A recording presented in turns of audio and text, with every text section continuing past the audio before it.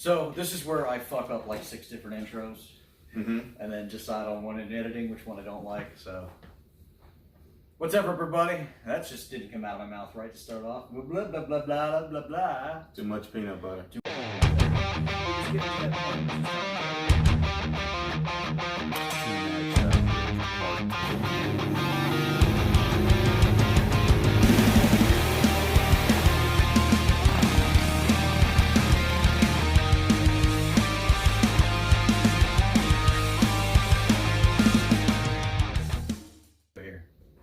Welcome back.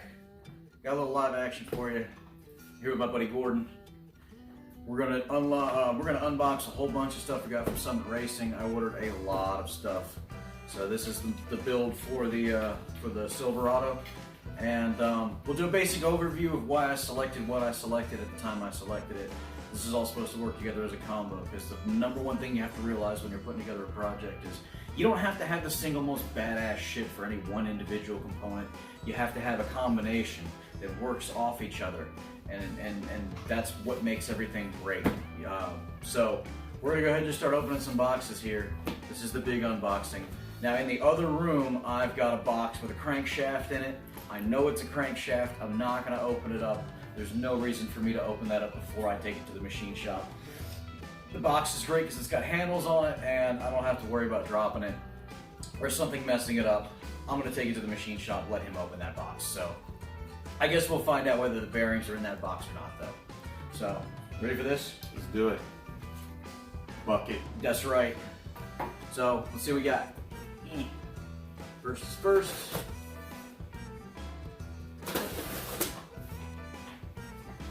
You ever watch that guy AVE? No. He has like a little tiny like motorized chainsaw, and he just saws through boxes. Sometimes he cuts product, and sometimes he cuts through the instructions, but he doesn't read them anyway. He's this really crazy guy from Canada. He's hilarious. One of my favorite YouTube channels. Oh, look at that. They gave me an itemized list, so I have something to go against here. That is a lot of shit here. Wow. Wow, I don't know the bottom line. And we call this list the Widowmaker. Oh gosh. I gotta make sure this is all 100% because there's a lot of money invested in it. As always, my buck 119. Oh yeah. Forge H-beam connecting rods. 6.125 inches. It's longer than stock. These are some bad sons of bitches. In fact, I think I am going to actually open this one. I wasn't going to open the rotating assembly stuff, but to show off what they look like, I will actually open this box. Bam! And they all come nice individually wrapped. Beautiful. Beautiful H-beam connecting rods. Oh, I'm so excited. That is nice. I am so excited. You have no idea how happy I am right now.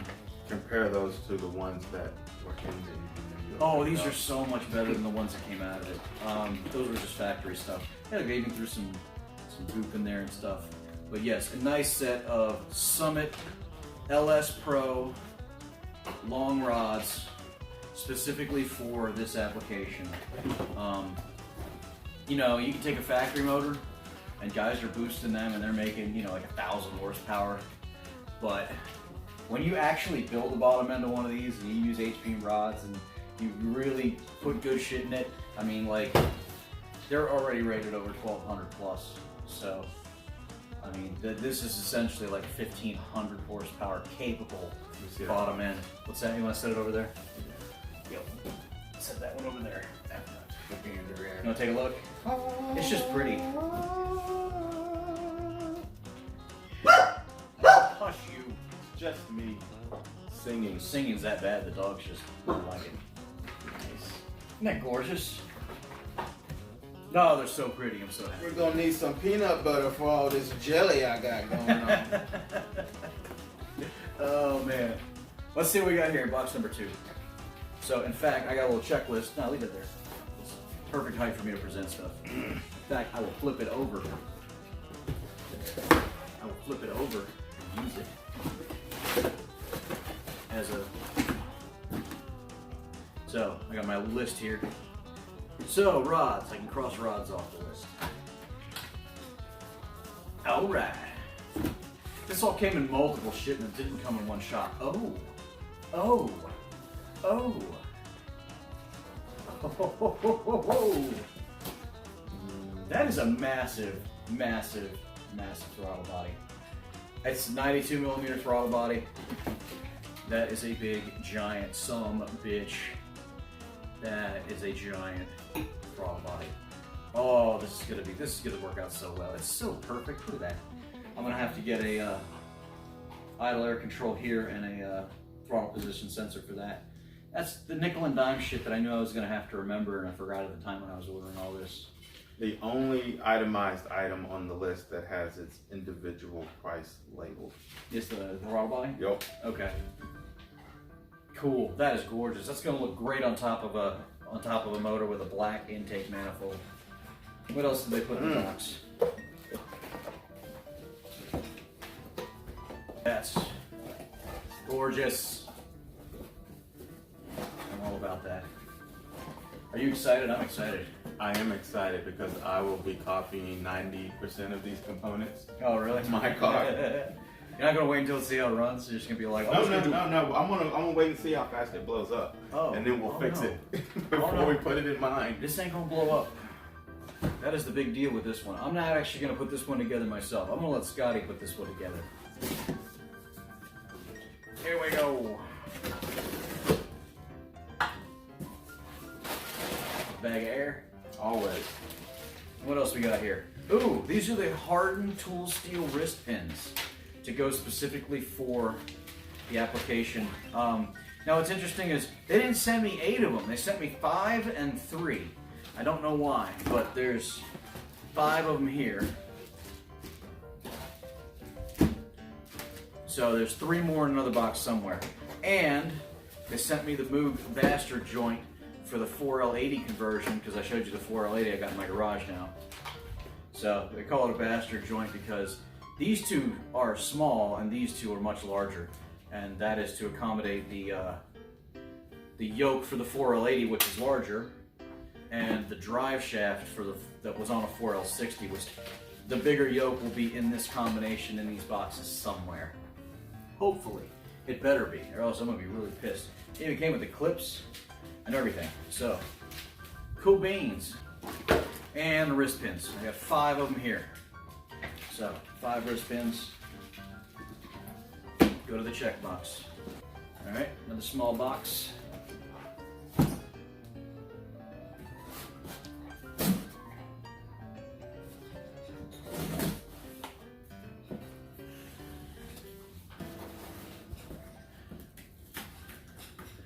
Oh, just cut through the tape, not the cardboard. Let's see what we got in here. Bag of air. Bag of air. Bag of Check. air. What's this? Ah, rocker arms. I had 2 rocker arms in the engine that were wore. So I ordered just 2 regular factory rocker arm replacements. And these are exactly what a factory rocker arm is. I'm going to be putting my trunnion kit in this and replacing the assembly that's inside of this. But I definitely needed to get 2 rocker arms because I had 2 damaged ones. What is this? What? Summit sent me What? a $100 wine voucher. Now, what about building an engine tells you wine? You need wine? You need wine. I don't know, man. Send me a $100 voucher for some wild turkey. Right? Wine? Four Roses is more like it. I'm gonna pinky up on this shit. I'm gonna have so many stickers coming in all these boxes. Oh, here's the other wrist pins. 1, 2, And 3. 3 more wrist pins. So that makes all 8. Go with the other 5 we got. Yeah, $100 towards a case of wine. What am I gonna do with a case of wine?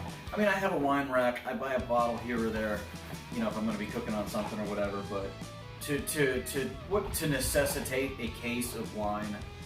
And the kicker is, it's for nakedwines.com. Naked wines, yes. So there's a plug for them. Your wife will like it. Oh yeah.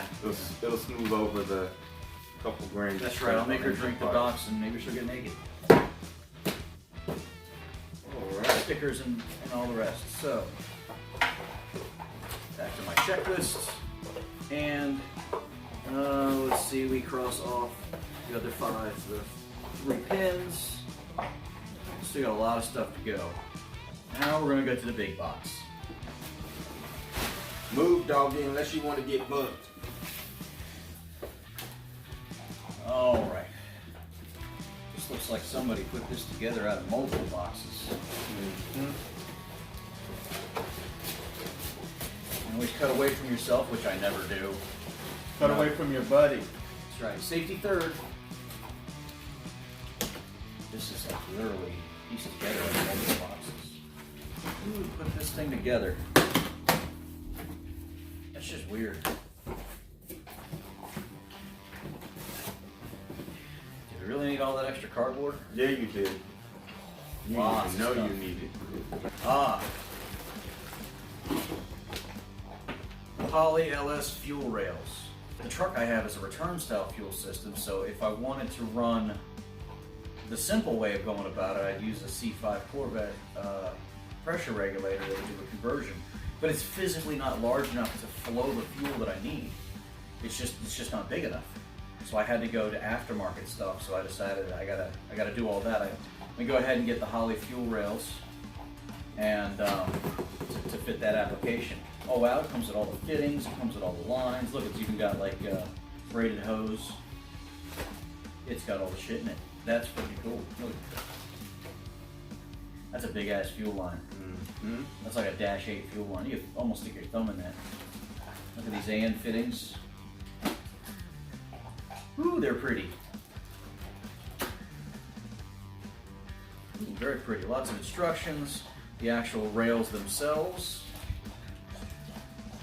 Actually, they're not really that much larger than the factory truck rails. That's interesting. I didn't realize that the factory truck rails were going to be like that by comparison. So yeah, that's another set of stuff that is going to be overkill for when I do go forced induction. I want to have all this stuff in place so it does not have to be replaced in the future. And we got Clevite bearings.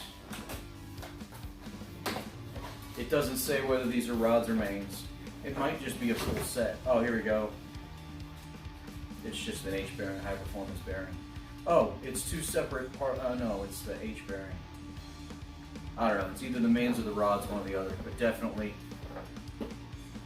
Clevite, which I didn't realize were the same company as Molly. I thought they were Federal, to be honest with you. We'll set that over there too. Bag of air. Bag of air. Bag of air. Bag of air. Melling high performance oil pump. 10296. High volume, high pressure.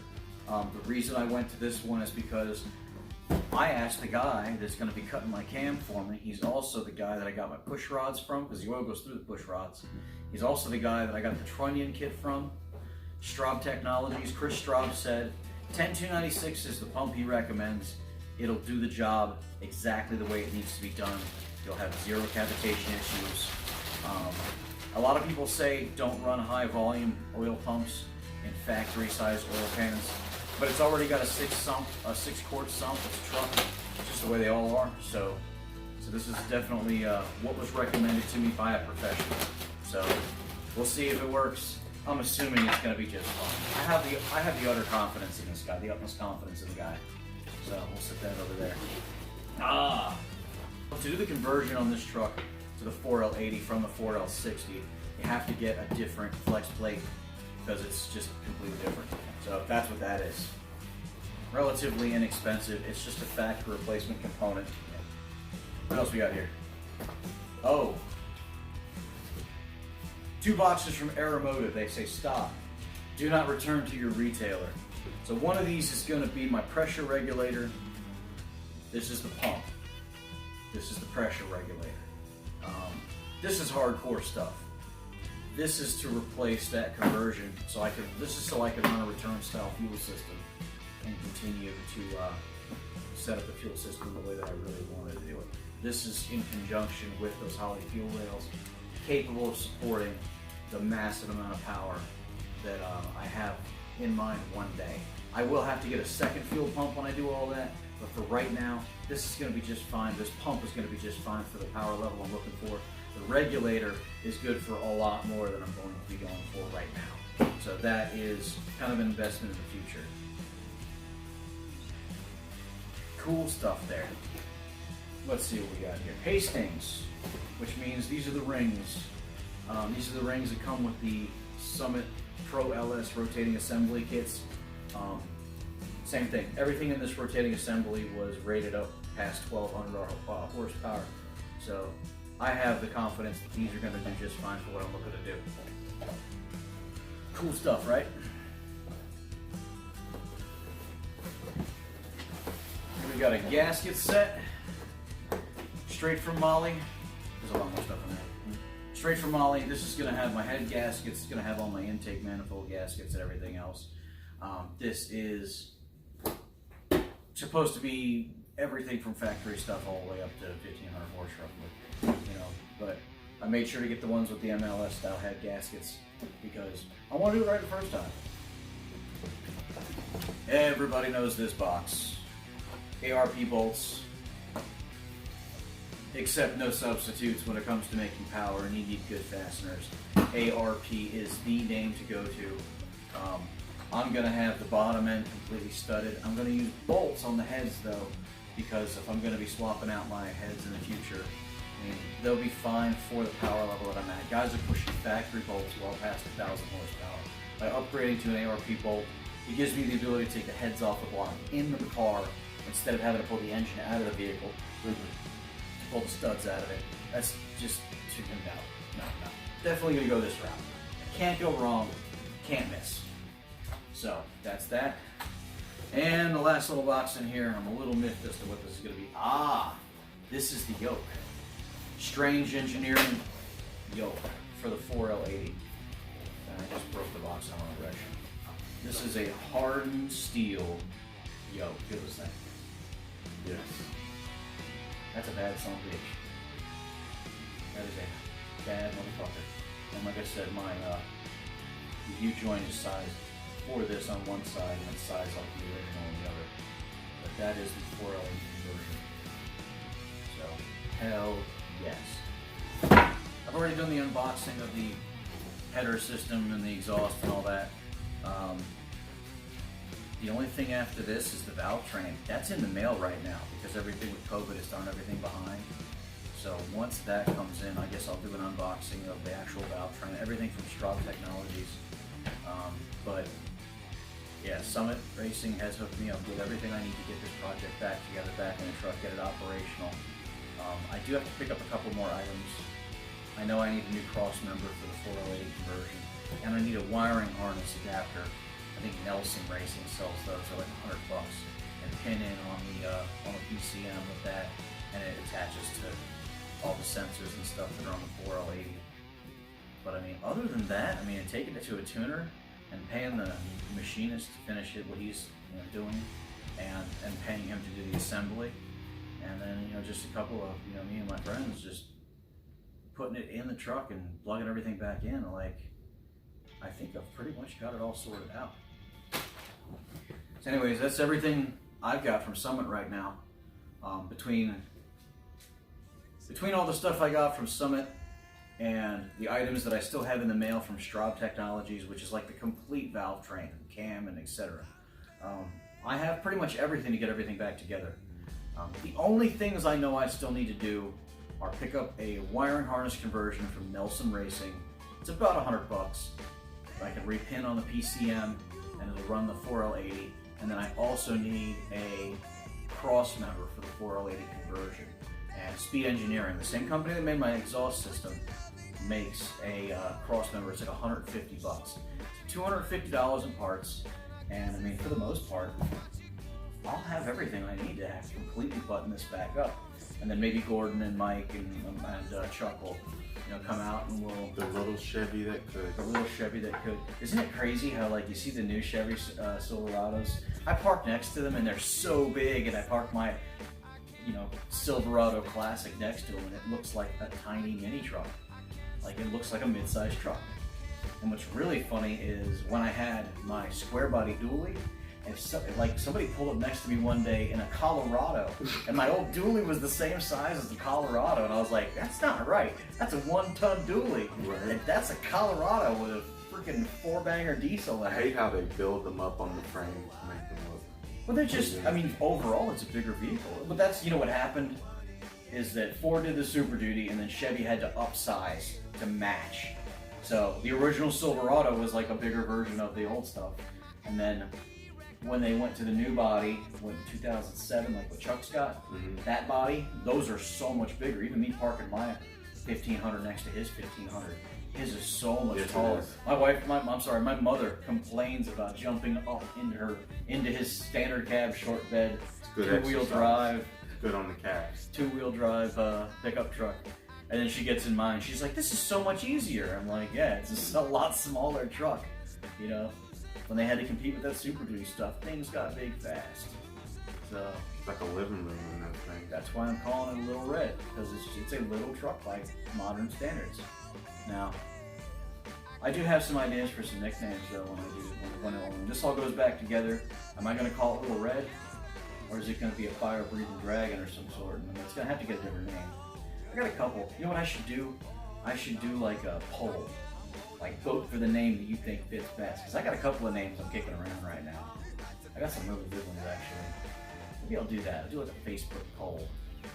And then we'll see if anybody has any ideas and weigh in on what the nickname for the truck should be. That's what's up. That's not a bad idea. No, I gotta figure out how to do that. I'm not as Facebook savvy as a lot of people are. I will get you in. Yeah, set up a poll. But yeah, anyways, thanks for tuning in. Work on your own projects, pursue your own passions. I will catch up to you. Peace. But I'm too full to swallow my pride. I can't stand losing. I can't. That's how I usually end it. That's what's up.